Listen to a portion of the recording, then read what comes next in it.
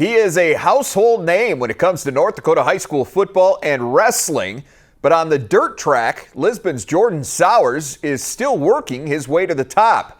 Midco Sports Jody Norstedt recently caught up with one of the rising prospects in the IMCA modified class. Here with Jordan Sours, driver of the 02 car here, IMCA modified driver, and Jordan racing out of Lisbon, North Dakota, home of the Broncos. A lot of people might recognize you from your days with the Broncos in high school. Standout football player, standout wrestler, but you're also here on the track and doing a lot of things. You raced in the hobby stocks early on in your career. Now you're in a modified.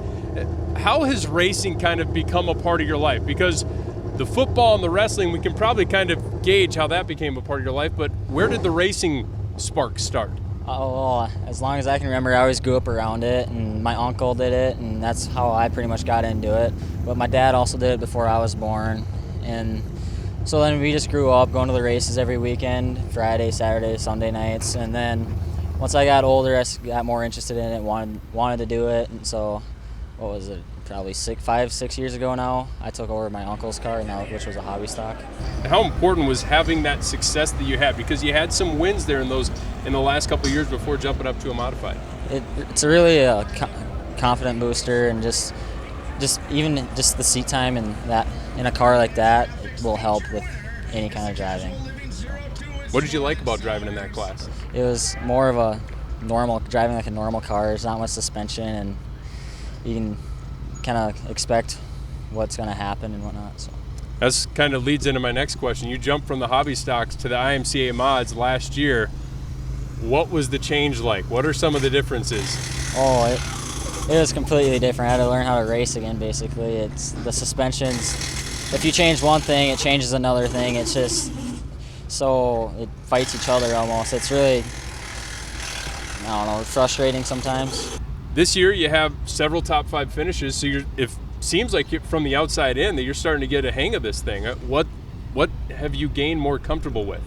We got a new car this year. It's a 218 from Minnesota, and the guys that have built them, that really big help. Billy Kendall, he's on the phone with me every week, it seems like, and I can ask him any questions I want. I got a lot of support from Lisbon and my family and friends. So. Now, I promised we'd talk a little bit about high school. You were a 4-time individual state wrestling champ, part of multiple team championships. You got your football team to the Dakota Bowl.